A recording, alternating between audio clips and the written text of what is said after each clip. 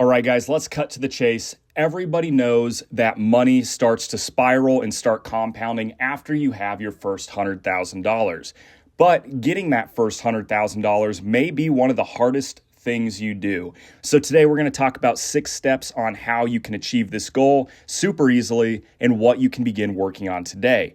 And if you haven't done so already, hit that subscribe button. I've only got 26 subs and I'm giving out information that can literally change your life. So just hit that subscribe button. It costs nothing and you'll probably never even see this channel again. But step number 1, set a clear goal and timeline.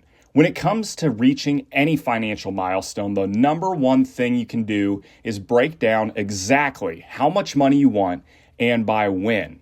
If your goal is just, I want to save $100,000 someday, then it could take a few months or 50 years. So let's set a realistic timeline based on your budget. So, for example, if you want to save $100,000 in 3 years, this breaks down to $2,700 per month, $641 per week, $91 per day, or $3.79 per hour. All right, so I know that might sound overwhelming, but keep watching because there are other shortcuts that make this way more achievable. And no, they don't involve meme coins or anything that could land you in jail. But remember, you can adjust the timeline. 4 years, 5 years, 6 years, whatever fits your situation. So saving $100,000 might feel impossible right now, but saving $45 a day for 5 years, earning 8% interest in the stock market, it might suddenly become doable for you.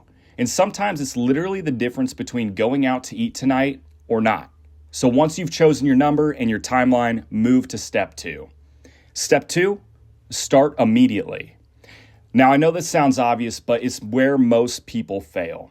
I've seen so many people set a realistic financial goal, get excited, and then do absolutely nothing to get themselves to that goal. And it's not because they're lazy, but here's a couple things I've heard from some close friends. I had some expenses coming up. I'll start after that.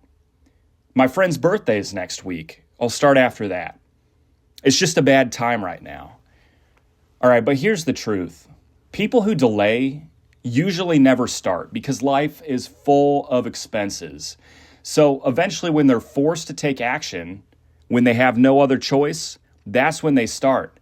And there's no better option than to start today. So here's the secret. You have the most momentum when you're excited about starting something new. That excitement fades quickly.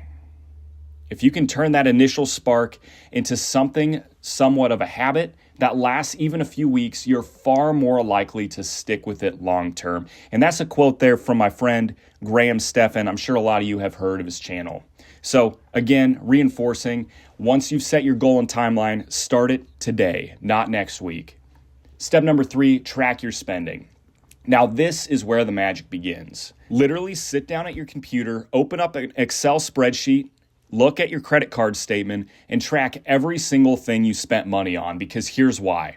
The average American spends $18,000 per year on non-essential purchases, $1,100 per year on coffee, $120 per month on clothing, $300 per month on eating out, $50 per month on alcohol, $32 per month on unused subscriptions. So if you take all of these expenses, you can literally save over $600 per month and redirect this towards your goal. And that's before we even get into optimization.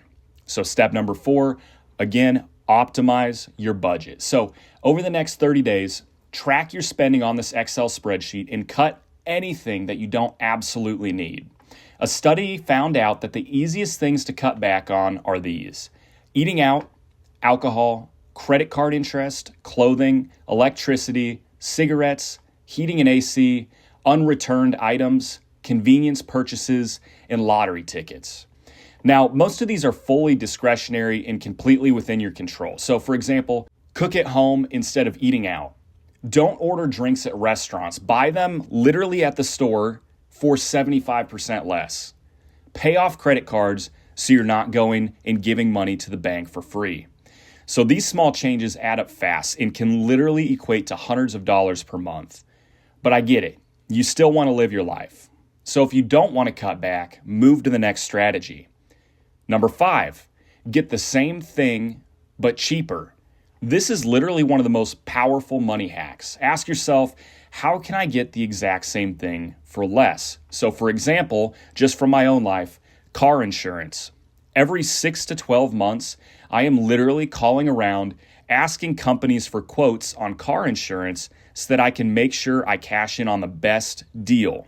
Now, make sure you're getting some really good coverage, because having a car that gets hit or totaling your own car can lead to a lot of financial stress. So make sure you have full coverage on your car.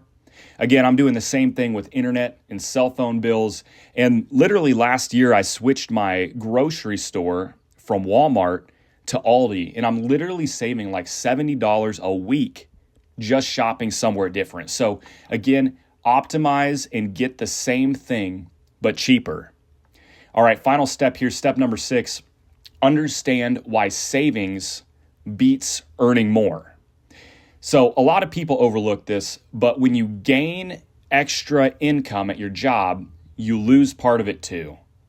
You lose it on taxes, gas if you switch to a further away job, wear and tear on your car, you lose your time while you're commuting, and you also have work expenses. So in some cases, your extra dollar you earn really becomes 75 cents or less. But when you save a dollar, you keep the entire dollar. So for example, if you spend $50 at a restaurant, you need to earn $67 before tax to pay for it. But if you skip the meal, you keep the full $50. So saving money has one of the highest returns on investment out of anything you can do. All right, so once we've cut back on all these expenses through the first 6 steps, and again, there are hundreds of things you can probably cut back on, we're going to relook at our budget and see how many dollars per month we're actually saving because of this. Once we find out that number, we can calculate a clear goal as to when we'll be able to save $100,000. Now, this is not really a step, but this is very important to the process. If you want to accelerate that timeline, you need to invest your money. So again, savings is great, but investing speeds everything up. Historically, over almost 100 years, the S&P 500 has returned about 8% annually over the last century. So here's what it takes to get $100,000. For 3 years, invest $2,500 per month. For 4 years, invest $1,700 per month. For 5 years, invest $1,300 per month. For 6 years, invest $1,000 per month. So once you've found how much money you're saving, you can really pick one of these tracks. Whether you have the leniency in your budget to save $2,500 a month, you can knock it out in 3 years. If you find in your budget that you have the leniency only to save $1,000 a month and you invest that, you can get this goal done in 6 years. But here's the key. Once you hit that first $100,000, as Charlie Munger famously said, your net worth begins to explode. And that's thanks to compounding.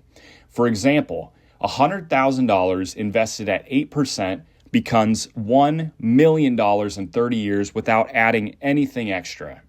It's not easy, but it's possible. And it all starts with the small steps you take today. So if you found this helpful, make sure to hit the like button and subscribe. And even though I've already got over $100,000 invested, I'm going to continue applying these strategies so that I can hit $1 million by age 29. Appreciate y'all for watching, and we'll see you in the next video. Peace.